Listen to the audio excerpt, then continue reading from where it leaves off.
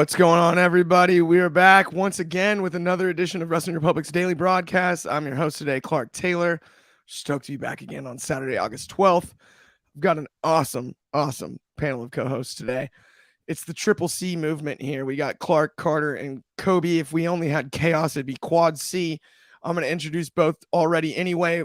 First, head of reviewing, Coby Galenzoski. How you doing on this fine Saturday afternoon? Doing pretty good. We got a lot of talk about SmackDown, all things SmackDown related. Of course, we'll talk about the man, the myth, the legend, LA Knight appearing, and a bunch more other results. But I'll let you continue the introductions. Absolutely. And then up next, of course, and last but certainly not least, the guy that I will be attending PWG tonight with, Pro Wrestling Guerrilla, all the way up in LA. Carter Crisp, how are you doing on this Saturday afternoon, my friend? I just muted your mic instead of camera cut to you. That's my bad. I am happy to be with my fellow C-Monies over here. I'm here with the godfather of mixed martial arts, Minoru Suzuki, and we're seeing PWG tonight, so couldn't be happier. It doesn't get much better than that, right? I mean, come on, we got a nice day ahead of us. Sorry, Coby, that was a bad cut on my part. Let me get you in the screen here. There you go, Coby. Yeah, you got it. Anyway, not the point. Let's get right into it. We had an explosive SmackDown last night, right? And that's what we're talking today is basically all of last night's SmackDown, which was, in my eyes, one of the best SmackDowns in weeks. I truly enjoyed the show, pretty much top to bottom. You know, there were some low points at times or whatever, but that's going to happen on almost any wrestling show. But let's start with the Bloodline. I mean, the Bloodline, this is an iconic segment, and it's interesting because, you know, we talk about the Bloodline week in and week out. And we talk about Roman Reigns not being there. And I had a bad feeling that he might not be there for this one. And he was. So it's like, I enjoy anytime Reigns is on my screen personally, recently, right? And I haven't always been able to say that. So I did not mind how they played it out last night. Of course, to toot my own horn while I'm up, I did call the Jimmy Uso turning thing. I like the way that they played it out. I'm going to toss it to Coby first and then you, Carter. Though, give me your thoughts on the segment. Where do you think they go from here as well? That's the thing, is they had a lot of criticism surrounding where they could take this and where they could go with the entire Bloodline scenario. And I think they took it well because they not only made it a storyline, but they also added multiple layers. They added Jimmy Uso's fear of what, not only what Roman Reigns has become, but what the power has done to him, and he doesn't want that to happen to Jay. And I don't want to say it's a double entendre that he thinks Jay isn't strong enough to control it. I don't know if you can go that route, but there's a lot of ways we can think about it. And I think at the end of the day, it was a very well done segment because it delivered what needed to be said.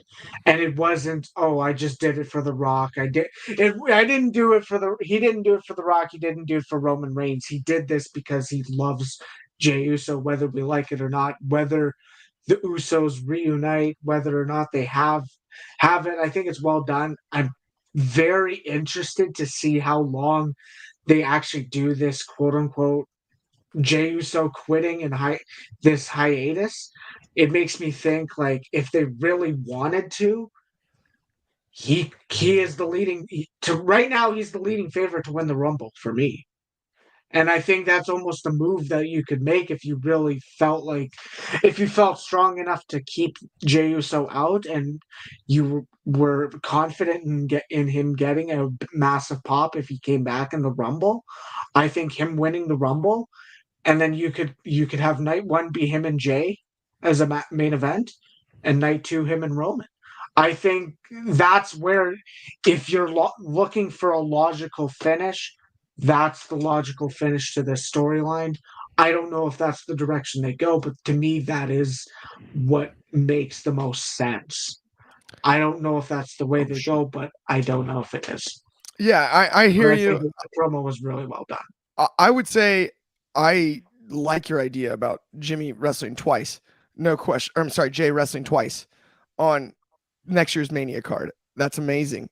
but we've also got Cody Rhodes. We've also got all these other avenues we can go down. Do you think that the future is headed towards a Jimmy J collision before WrestleMania, or do you think that has to wait all the way till Mania? Coby. I at the end of the day is I think we can go with it earlier, but that we can wait for WrestleMania.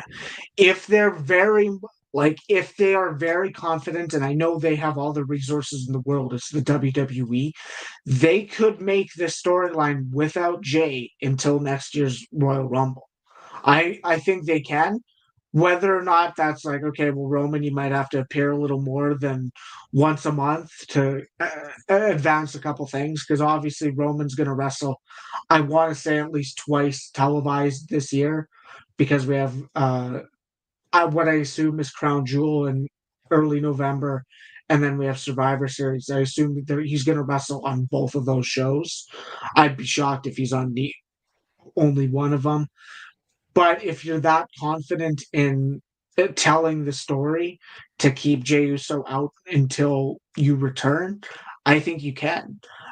Do I think they have that the Uso versus Uso match earlier? They might, but personally, I think the move is to wait till WrestleMania. But obviously, only time will tell, and for how things play out. We will definitely find out. Carter, do you echo some of the same sentiments as far as this is headed towards a Jay Jimmy collision, maybe even a third now Roman J, or I guess fourth Roman J collision during the storyline, or do you think it's headed elsewhere? I thought it was, I mean, I think Coby's got this better thought out than me. I just thought it was so much fun the way Jay kicked everyone in his family in the face and then quit his job, quit his family, ran into the crowd. I just enjoyed that. And I thought it was the perfect setup for just, it's leaving the book open. They can go a lot of different ways with this storyline. And the bloodline is the biggest storyline we're dealing with in wrestling, where writing is kind of everything. So I just thought it was 6 stars, 7 stars in the Tokyo Dome. I thought it was an incredible segment. I really liked it. I think they can go a lot of different ways with it. And it was I know you weren't surprised, Clark, but I was surprised. And it was I just thought it was great. I think there's a lot of different ways they can go with it. And that's what makes that segment so beautiful. Absolutely. And for me, it's funny. I called the Jimmy thing and wasn't exactly sure where they would go after. I really like the idea that Coby suggested. I agree with you, Carter, on it. It was an awesome segment last night, and 7 stars in the Tokyo Dome cracked me up. But I'll say at the end of the day, it does feel like Jay is a bigger piece of this story than we ever realized. And what does he do after quitting and leaving? And that's what I want to add to and get into next, right? While we're here, is I think it's so logical. He goes to NXT for a short time. We see him in NXT appear for just a short time. And we act like, yeah, no, it's different than WWE. It's different than the main roster. He quit the main roster. He quit all that stuff. And he goes and does his own thing to build back even further towards ideas that Coby has suggested, ideas we've talked about, or it's become a cliche now. We talk about the bloodline story being in the 3rd inning, right? This has been a tough inning to get out of. If that's the case, right? I would think they'd be in the bottom of the 4th by now, but that's just me personally. Do you guys think that there's a chance that this leads to kind of some, I don't want to say extra work, but strategic placement for Jay to really get in some quality matches down on NXT, then maybe come back up and wrestle his brother or his cousin again? You guys think that's a possibility? Cobe? I think if they really wanted to, they could, but I think they really want to sell us on the idea that he quit. Like, there's no reason for him to say, I quit the bloodline, I quit SmackDown, I quit WWE, and then him to go to NXT. To me, you'd have to have someone in that position in NXT that is going to sell us on that rivalry and sell us on calling out Jey Uso. To me, you could. Like, I mean, if you had to give me the book and say who, I'd say Ilya Dragunov.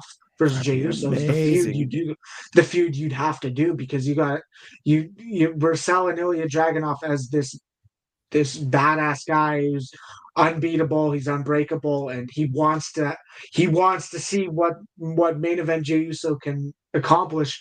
I don't know who else you could kind of throw at him in NXT. So I don't think him in NXT is in the cards to me. For sure. But I think you have to sell this. But if you're saying he quit WWE, you have to sell. You have to have a hiatus more than 2 weeks. Oh, I agree because with you we there. have Backlash in I want to say 3 or Payback. Not Backlash. Yeah, I pulled a Triple H on the press conference. Similar. It is. Well, I mean, that's true. He did it on the press conference. He said Backlash and Fastlane. But yeah, no, we have Payback in 3 weeks. You can't just say he quit WWE and have him return for Payback. Yeah, you can't. That makes it's too early. I actually totally agree with you on that. With that though, I guess my next question that I would ask is, who is next for Roman? And Carter, I'll toss that one to you. Do you have anyone off the top of your head for Roman's next challenger? I mean, down the road, it's your boy Cody Rhodes. I mean, let's be real, Clark. You know that's. I mean, he's got to lose the title at some point too. That's kind of that's what we're all thinking about. Is it going to be Jay? Is it going to be Cody? Is it going to be? I think that the beautiful thing about this is they can go a lot of different ways with this, and I do think, short term, Ohio Valley Wrestling isn't around anymore, and NXT is still WWE. So there's kind of nowhere to place Jay that's not the WWE, that WWE has a working relationship with. So I think they're setting it up for, Roman to go on a little bit longer of a run. But I mean, honestly, my guess is Cody, unless they're going to bring my boy Braun up, but I doubt it. Yeah. I mean, it's Breaker would be an outstanding challenger. I think Cody's the one that is going to eventually take the title, but I mean, absolutely. As far as who he's going to wrestle next, I mean, I don't know if we get another major main event until maybe like Survivor Series. We just talked about the lineup of pay-per-views coming up. Coby, do you see anything along the way that makes a lot of sense? Because that's the thing, is if we're going to kind of have Roman take a back seat, what's the logical match for Payback? If there's anything, it's Solo Sikoa versus Jimmy Uso. I think Jimmy Uso being next in line to face Roman Reigns is the logical choice, because you're still telling this bloodline story, and a lot of things that were said in this promo of I didn't help you to help you. I did it because I love Jay. Roman Reigns laughing, and Roman Reigns being the butt of the joke because he got super kicked, and he's if Jey Uso's quitting WWE, who is going to suffer, and who's going to suffer Roman's wrath? It's got to be Jimmy Uso. It ain't going to be Solo Sikoa, because despite Solo kind of questioning Roman, there isn't Solo's going to be Solo's going to be the one that's targeted. It's got to be Jimmy Uso, unless we're going to play with someone else on the SmackDown roster. Unless, do we have an AJ Styles match? I don't know. There's some talent we can play with on SmackDown, but there also isn't.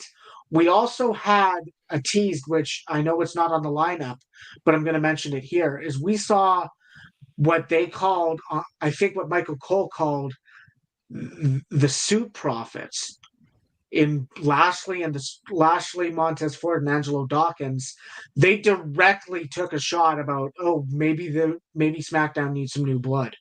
Is that a call of the century, Coby? Yeah. I really love that idea, and I loved the Suit Profits reference too. I'm glad we brought that up. Lashley makes perfect sense. Lashley Reigns would be great. I mean, you get spear versus spear, and it's just a bridge. It's a bridge feud. It's a bridge feud, but the 6-man tag could be outstanding. Exactly. It's just a great point. Like, from a booking standpoint. Even then, if we're looking like, sorry to interrupt, No, you're if good. we're looking at the best way to build the Wall Street Profits, the Suit Profits, whatever you're going to call them, Lashley and the Street Profits are going to need an injection and are going to need something that gives them that oomph. Beating the Bloodline? Come on, you can't build a group better than that. In a 6-man too would be the way to do it, and then you have Reigns go over Bobby 1-on-1, and that gets us through like probably 3 more months on the way to finishing the story, or whether it be Cody's or the Bloodlines, finishing either. Right? It just gets us there. It's another piece in the puzzle, and I really love that idea, Coby. Like that is brilliant. But with that, we could talk the Bloodline all day, but we're not going to. Let's get into the next one that we're going to speak about, which is Charlotte Flair versus Asuka. Match ended in a no contest. Interestingly enough, it was one of those matches where, and I feel bad. I've complained about Asuka recently a little bit since the heel turn because it doesn't feel like enough has changed in a weird way. Like the dancing and the babyface stuff seemed to be working better than the turn, even though I was excited about the turn initially. I don't know what to think of this match. I get Damage Control's involvement. I get all of that. But, I mean, we're looking at a non-title match that ends in a no contest after really high-quality wrestling, so I don't have any complaints there. I just don't know what we're building back towards other than a triple threat that just essentially inserts Io Sky into the equation over Bianca Belair, who was there before. I'm just not sure. I enjoyed the match. I enjoyed the segment. I enjoyed all the talent. I don't know exactly where they go next. I'm going to toss this one to Coby first, then Carter. Coby, tell me something about this one. I mean, that's the thing is I fully agree with what you're saying about this match, and I mean it's Charlotte Flair and it's Asuka both are hell of talent in their own. They got a lot of charisma. That I mean, it's been a while since they've had that one-on-one match, so they had to rub that rust off of their personal matches of dealing with each other. But at the end of the day, I think that's the biggest question is we're looking at Io Sky as a champion. We can go multiple ways. We can go Io versus Asuka. We can go Io versus Bianca. You can build off of the cash and you can build off of the Backlash match from earlier in the year. You have a lot of room there. Does Bianca kind of going more in that heel route with Io Sky help push her does that push her into the group with Lashley and the Profits? Because we know they haven't hid Montez and Bianca being married. Do we have Shotzi's involvement with Bayley? We have all these matches we can go. We have Zelina Vega, who's up 2 wins against Io Sky within the last 2 months. There's multiple things to mention, and there's multiple directions they can go. This match, while being entertaining and while being good, because you're going to get good action with Charlotte Flair and Asuka, it's a weird position because I want probably the longest match of the night and in a no contest to put over Damage Control when Damage Control has 1 injured member. And I'm not saying anything ill will to Dakota Kai. She's a hell of a talent. She got her pop at SummerSlam for being there. But it's puzzling to me because you're going to have Dakota Kai on screen when she's probably not going to wrestle this year for the rest of the year. And I like the fact that they had the moment at SummerSlam. I don't necessarily know if she should be on screen until she's ready to return to wrestling. The other thing is, like I said, Zelina Vega is up 2-0. I do want to say best wishes because she's having cat problems. Yeah, that's always sucks. Well, like best wishes to Zelina Vega. I still agree 100%. Though Zelina is such a great shout, right? 2 wins against Io. That is such a great shout, and also again, like you said, the best wishes, with the cat stuff. But like, no, Zelina is a great call, and I didn't even consider that myself. That's genius. And I think we covered this segment pretty perfectly there. Let's move on to the next one, though. Let's move on to one we've talked about before, AJ Styles and Karrion Kross. We saw it again last night. Enjoyed the match. We saw a botch in this one that was, kind of interesting. Carter, I'm going to toss it to you though. Do you think Cross is starting to look better on the main roster, or is this feeling like it's as flat as I'm afraid it feels like personally? I mean, outside of the botch, yeah, he looked fantastic. The botch did not look good. There's no kind of defending that. But I mean, to me, Cross is one of those guys. Cross, Braun Breaker, Gunther, these guys that they're building up to eventually maybe be challengers for the heavyweight title. I do think Cross is on that level, and I think last night was a really good positive in his direction to get him moving forward. Botch didn't look great, but he can always he can work on that, get better. Scarlett, I can't. That girl can take one hell of a bump. I couldn't believe seeing her fly across the announcer's table was hilarious. But I thought he looked good. I mean, outside of that, he was hard hitting. Could have gone for a little more flippy stuff, but here we are. But no, I thought that's probably the best he's looked since getting signed to the main roster.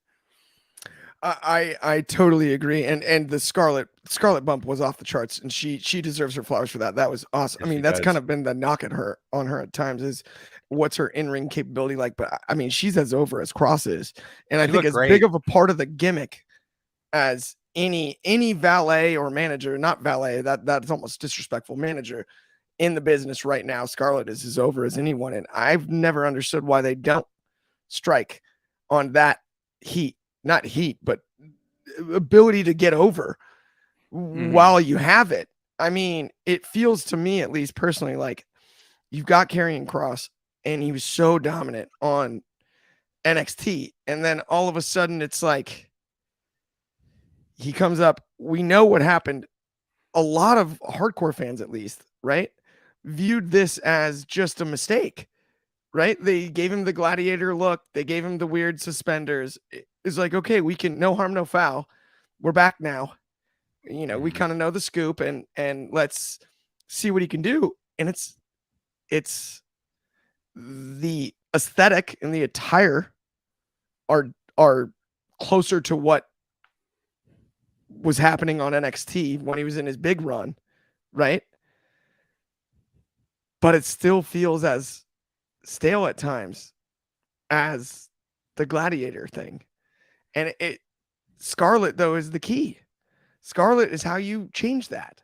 It's the two of them. Yeah, it's about Scarlett.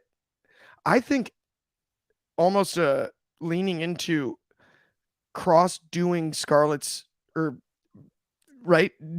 doing Scarlett's dirty work, for lack of a better term, right? Like Scarlett is the one driving that car. And I think that's the route you go, right? She leaves the clock. Your time's up. I decided. And then Cross comes in and Doomsday, right? That's the character we need, not just the match back and forth with Styles, because I love AJ Styles. He can wrestle anyone. But I've seen him beat Cross enough times now to go, he's better than Karrion Kross. If I'm looking at it from a kayfabe perspective, right? Not a booking perspective. It's like, wait a minute, AJ's better. He keeps beating him, and that's one thing that's tough. We got a comment here from Numero One Superfly. Shout out Numero One. It feels as though there's no long-term plan for Karrion Kross whatsoever. Yeah, that's the scary part. That's what's, because it's one of those situations where it feels like you're kind of wasting an opportunity, and you had a second opportunity now. So if you waste the second, what are we really doing? Right? You got to be better than that. Ben loves to say book it better. I would say book Cross better for sure. That would be something that I would lean into without a doubt. But with that, let's get into the most over. Go ahead, Coby. Yeah, no. The one thing I want to say is like they had the promo package, and I like that because you kind of sold us on Cross's. Yeah. I don't want to say Cross's character, but Cross's position in this rivalry. But you talked about AJ Styles' brotherhood, and it's like, okay, to me, that made me think, okay, Cross is going to get some guys with him, and they're going to change it from Cross and Scarlett to Cross Scarlett, and a different, like a group, a different scenario, a different attempt of getting them over. And it was like, young vets. Well, I mean, you can go that route. There's a lot of people you could bring up There's a lot of people you could bring in. I believe, but then it was just like, okay, well, Cross just took the loss.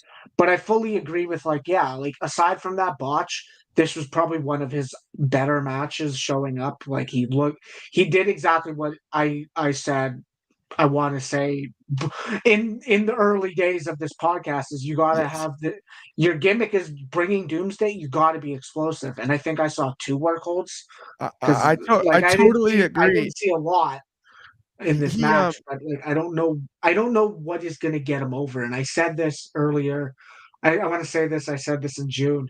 You got to have Scarlett putting her nails and putting her hand into different bowls other than just Cross. yeah. Have Scarlett having, I don't want to say issue, but have Scarlett develop more relationships with different people. She's the one in Change it control, up. I think, is the future. She's Yeah. the one in control, right? She's the She's the one one with navigating the the vision, I ship. think. She's the captain of the ship, for lack of a better way to put Should it. be. Yeah, absolutely. But with that, let's move on to the most over wrestler on this whole roster, and we know it. Yeah. Yeah. Let me talk to you. Yeah. Yeah. L.A. Knight as usual. As usual. I love him. He's so good. I can't believe it took this long, but I can because he's that good. It's one of those things that you talk about a guy that worked at his craft all this time. He's been around for a long time. He's got miles, but nobody has found a better personal relationship with the audience in recent memory, this late in their career. In my eyes, I just haven't seen it. The audience loves LA Knight. I feel like it's the most difficult thing on the creative team because they have to reassess what they're doing with LA Knight every week. They can't convince you to not love him. Like, it's just, whether he's a heel or a face, the catchphrases are over. He's funny. We called Christian Cage Captain Charisma for a long time. Currently in wrestling, LA Knight is Captain Charisma. It is off the charts. It bleeds through the screen every time he takes a microphone. He doesn't even have to wrestle a great match, and he's a great bell-to-bell wrestler. I love LA Knight. Coby, I know you're a fan of LA Knight too, and no knock on Ben, but we always tell him age doesn't matter on this one. How much did you love last night's segment? What do you think's next for LA Knight? And don't you agree? I mean, you can't get more organically over than LA Knight currently is. I mean, no, I mean that's the thing is I 100% agree with the situation. Last night, I mean, it was just him beating up Top Dollar. Michael Cole rapping on commentary was comedy Outstanding. at the end of the day, but I mean, it was nothing special. It got him on the show. It got him the pops. He got to cut the promo and say, I think he said whether you're Uncle Phil or Mike something with the Miz, you're gonna realize there's like whose game is it? Something along those lines. He is organically over. He is his authentic self, and that's the biggest difference that LA Knight realizes from him being Max Dupree last year to him now is whatever gimmick you put on this guy, you cannot hide and take away his authentic self, and this is his authentic self. The biggest thing is I saw a list of things he did. He won the Slim Jim Battle Royal. He had one of the highest drawing segments of Monday Night Raw with the Miz. It's a lovely promo if you haven't seen it. He did the first pitch for the Mets. He has the first, second, and third top selling merch on the shop right now. LA Knight is striking while the money is hot, and you need to do something with him. And I want to say the biggest thing of maybe he hasn't gotten the biggest push we're assuming because WWE creative is in a different regime, and they're probably planning a lot more in advance. So to say they have to reevaluate and see what can we pick and choose, what can we move around, where can we put this massive piece of LA Knight into the puzzle is probably harder than they harder than we think, at least. That's why I don't want to say he necessarily hasn't been given a lot, but he hasn't. He got the Battle Royal, and now I want to say he's in a feud with The Miz, but I don't know. I hope he is.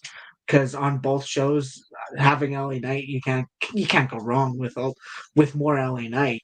But I think you're absolutely spot on. Like, I agree. It's one of those things. It's interesting.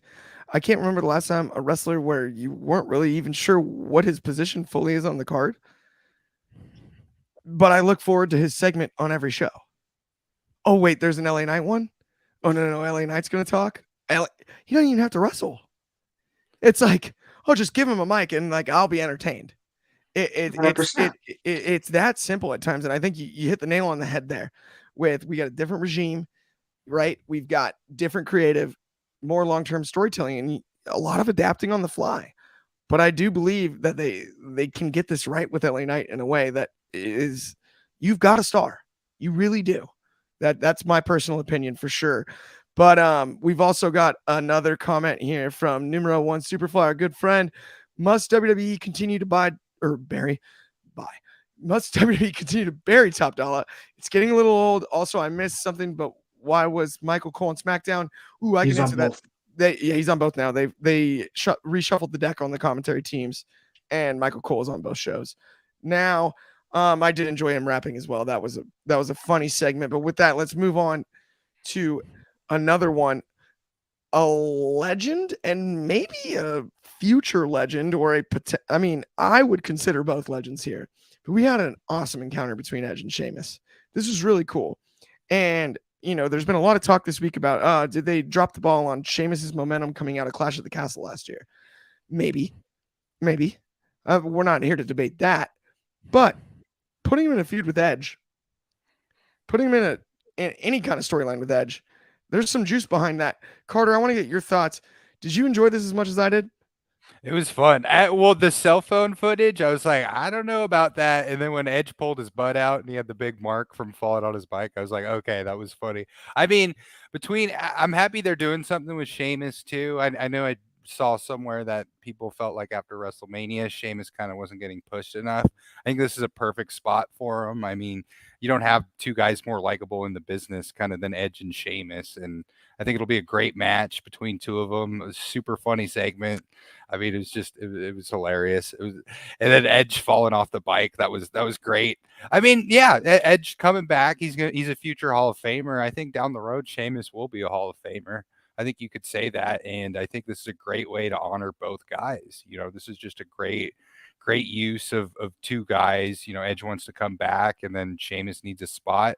This is great. Like Edge's match at WrestleMania was incredible. So, we're gonna be really happy seeing him in the ring. I know our generation of wrestling, Clark, Edge was really big for us. So yeah, they got nothing but good things to say about that segment. I'm a huge Rated R Superstar fan, and it's funny, like the showing the butt and the references to that era of his career was awesome. That just like it tugged on all my nostalgic heartstrings. That you possibly could. I enjoyed everything about it, and the idea of a hard-hitting match between Sheamus and Edge is tantalizing, to say the very, very least about it. It's one of those situations where it's funny. They're kind of perfect for each other in this spot, and it works out. Like there's been speculation about what's going on with both, and then you do a segment like this week and get it started, and you're like, I don't know where they can go from here, or where they're exactly going from here, but I am excited to see, because Edge discussed things he even mentioned retirement, right? Like, or hinted at it briefly, and that is for guys like you and I, Carter, and even Coby, right? You're a longtime Edge fan. I know you or younger or whatever, and didn't grow up necessarily in the era where he was so dominant, but I know you're a big Edge fan, and it's like, how many does he have left? So to see him check another box like Edge and Sheamus, that's just great. And the segment played as it should. I enjoyed it thoroughly. I mean, I don't have much else to say on this one, because I'm thinking we get right into that main event. Unless you have something to add, Coby. I mean, the only thing I was going to say is, I mean, like, that's the thing. While Carter was putting off it being funny, like, yeah, you see the wipeout, you see the bruise on his ass, and then you also see Sheamus sitting on a little kid's bike. It was, it was fun at times, but it was also the most wholesome thing because this is one of those promos that isn't fabricated at all. At all. This is that authentic side of these guys that you're seeing. They're telling a story where, yeah, shame like Edge and Sheamus being part of the reason Edge is inspired, and Sheamus being the one that was training with Edge to bring him back. Like if you told me that was the truth of in the matter, and they never had this opportunity to tell this story, I'd say you had a missed opportunity with that. This is one of the, like you said, like they said, it's a first time ever encounter because they've only been in like a Rumble or other tag matches. But at the end of the day, it's it's it's entertaining. It's gonna sell me on wanting to watch next week because I know Edge versus Sheamus is gonna happen. I know it's gonna be a banger. I know it's in Toronto, and I know thankfully that Edge is probably not going to retire now because he said the way he said it is he wanted his last match to be in Toronto last year, and to me it makes it seem like he isn't going to retire yet, and that anyone as a wrestling fan doesn't want to see Edge retire yet. He's delivering some of the best matches he's ever had. I agree. Too. As long as he can go, please do, Edge. And monster shout out Edge. Yeah, I'm a huge Edge fan. One of my favorites of all time. Love the story of the comeback too, to add to it, and then the in-ring work has just been. How about a guy that comes back and tears his tricep after the giant comeback, and then comes back from that again and continues to deliver? It's just, you can't make that stuff up, right? That's one of the brilliant things about professional wrestling as a form of entertainment, is sometimes you can't make up the best story because it's so real. And that's what's so great about Edge. I think that's what's made Edge so great throughout his career. But with that, let's move on to this main event. Speaking of greatness, we've got a Hall of Famer, Rey Mysterio. He's in it. Let's break down the whole thing. Santos Escobar was supposed to be in this match. We know that. We saw it happen. We saw a chop block. We saw everything here. I was pretty harsh on Theory yesterday. Still am. Nah, hey, goodbye. Right? Good riddance. We love the result here in the Clark Taylor household as far as Rey Mysterio winning the United States title. Do something different. I don't necessarily know how long Rey carries it. It's cool though that he had the accomplishment. The match was fun. The setup was fun. I don't know where Theory goes from here. I don't know where in the world Theory goes from here. But I'm just glad it's over. Carter, did you enjoy this one? I loved it. And to give the U.S. championship to someone from the Latino World Order, I love that. I love everything about it, man. We gave the championship to a guy who's doing flippy stuff. You know, it's time for Dom to lose this title behind my shoulder pretty soon. But no, it's great. I mean, yeah, Theory is kind of the opposite of LA Knight. He's getting pushed from the company, but the fans, there's not really a connection there. And yeah, I mean, honestly, Theory to me is like a high-end NXT guy, honestly. That's a little brutal, but he is. I mean, you can push him as far down as they're on the roster as you want. He's a good heel, decent worker, but yeah, just doesn't have that organic fan, everything that LA Knight has, he doesn't have. And that could serve you as a heel, but like wrestlers say, boos are good, cheers are good, but nothing's bad. He's kind of a, you want to boo him, but he's a tough guy to care about enough to boo as well. So I'm really happy the U.S. Championship's moving around. I'd like to see it bounce around a little bit, and definitely not on Theory's shoulder for sure. So that might be a sign that Vince is a little bit further away from the writing room than he was before. I totally agree. And I think it's time to have that United States title change hands a few more times, right? It went on Rey, I think, for historical purposes, right? I mean, that's kind of part of the deal. And before I toss it to you, Coby, we did have a comment from our good friend Numero on Superfly. Was Santos Escobar legit hurt? Was it part of a storyline? We don't do spoilers, my friend. So we don't know is the answer. I would say as far as the show is concerned, he's hurt. But either way, Carter, you made some awesome points. Like I think that's kind of the problem with Theory is he doesn't garner enough reaction either direction. It's either you like him because you see the potential, or you don't because you don't. And it doesn't seem directly linked to anything that has been a part of this WWE run, which is not necessarily his fault, right? That's not 100% on Austin Theory. The booking has a little bit to do with that. But the stale thing, I mean, and shout out Sean Waltman, I'm a huge X-Pac fan, but X-Pac heat. At times it has felt like Theory was approaching X-Pac heat. Coby, I see you shaking your head. I see you unsure there. I'm going to toss it to you. He didn't have any. Defend Come Theory. on. Austin Theory had no heat going into any of this. I put it this way. I liked what they did. I don't know if they liked the result. I don't know if I necessarily enjoy the result. The title had to get off of him, but I liked the way he was doing because even if you were turning in for the first time or for the first time in a while or for the first time in general, WWE gave you a reason to hate him. He was attacking his opponent before the match. He attacked him in backstage area. He caused an injury to Santos Escobar, legit or not. We have actually no idea. We don't report, like Clark said, we don't report on rumors or anything. I haven't heard anything myself.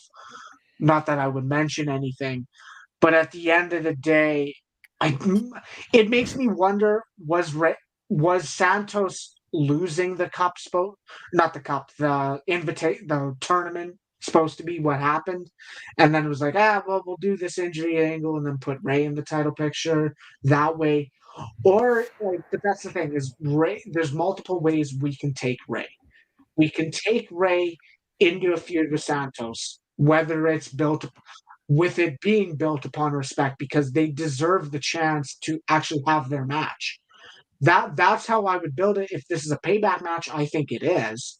To have Rey versus Santos go up on a pay-per-view match where the build-up is we have the respect for each other. We never got the chance because you got hurt.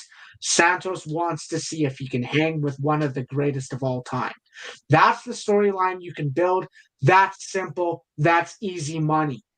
The next thing we can go, and whether or not Rey puts over Santos or not, if Rey keeps that title, Dominic has a title as well, and you can play with it however you want to go.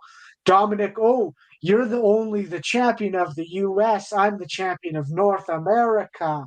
You can go you can go either way. Do we go a unification? Maybe. I don't know if you go a unification, but this is an easier way to kind of phase back into it because we are going to have a Rey Dominic rematch in the future, whether you like it or not. But I think this generally is a positive. It's a positive movement. It's a positive result. I think there's a lot of things he can do. Necessarily the way Theory goes, I don't know where he goes. But like, if we're looking for people that need the reset, put Theory with Scarlett. Like, if you need something, like do something. Like, I said this yesterday. Theory was almost good in the Indies when he had Priscilla Kelly, now Gigi Dolan as a manager. I wouldn't necessarily say you have to put Gigi Dolan with him again, but you have to. It's another thing of like a year ago we had a reason to hate him, and it was like, yeah, he has this stupid selfie. Ooh, selfie. Yeah, you want to take a selfie? The baby oil. There was a lot of he was doing that made us not like him, and now it's like you had a match with John Cena at WrestleMania, and we are sitting here saying it was forgettable, and you haven't done anything since. You haven't it hasn't been benefit to Austin Theory that he got put over from John Cena. That I think is the best point you made there too. Is like it's weird. He's the first person I think I've seen that got a Cena rub outside of the pandemic, maybe with Bray Wyatt. It didn't amount to anything, which is bizarre. He didn't feel it. He didn't feel the rub at all. Yeah, it was just bizarre. But I mean, with that, guys, that brings us to the end of the show. This has been a freaking blast. Thank you guys for having us. PWG tonight's going to be a blast with me and Carter. We'll be posting and doing all kinds of stuff for that. Best promotion in the world. Exactly. We'll be back tomorrow. Same time, same place. Noon Pacific. That's 3 Eastern. That's going to be 8 o'clock in the UK and 9 a.m. Hawaiian. Shout out Maui. Praying for you guys. Absolutely. All love. Send our best. And once again, talk to you guys soon and have an awesome Saturday.